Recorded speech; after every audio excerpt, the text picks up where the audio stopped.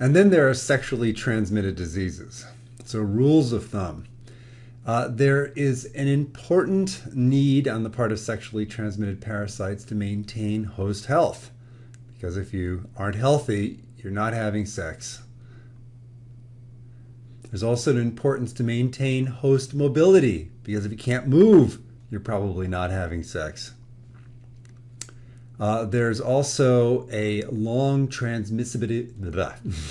There's also a long transmissibility window from the host, and this is because individuals often perhaps don't change partners too often, and the opportunity to transmit to a new host via sex in the course of sex is dependent upon, in fact, participating in sex with a new partner. And if that doesn't happen all the time, that is, new partners don't come along all the time, then you need a long transmissibility window in order to be able to take advantage of when, in fact, the new partners come along.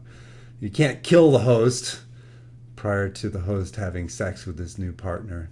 And you also can't be cleared up by the host's immune system before this new partner comes along. You have to persist in the host. The host has to remain healthy and mobile, wanting to participate in sex.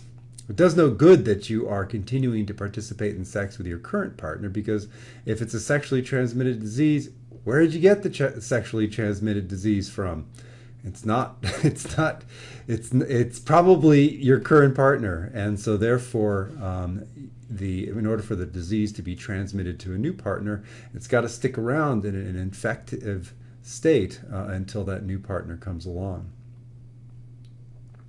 There tends to be low extra host durability because these parasites tend not to leave their hosts when they are transmitted. They're transmitted pretty much in intimate contact with the host that they came from, and then to the host that they're going to.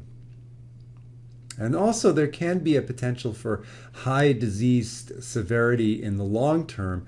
And this can come about because these parasites have to maintain themselves in the host that they're infecting for such long periods of time. So they're good at evading the host's immune system, and also they last a long period of time, which means that mutations that give rise to higher levels of expedience, higher levels of virulence can accumulate, resulting in the disease eventually turning into one that's more severe. So, for example, HIV turning into AIDS after a number of years of infection.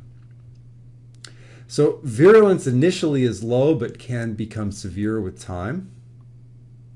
A person generally has sex with many fewer people per week than he can sneeze on.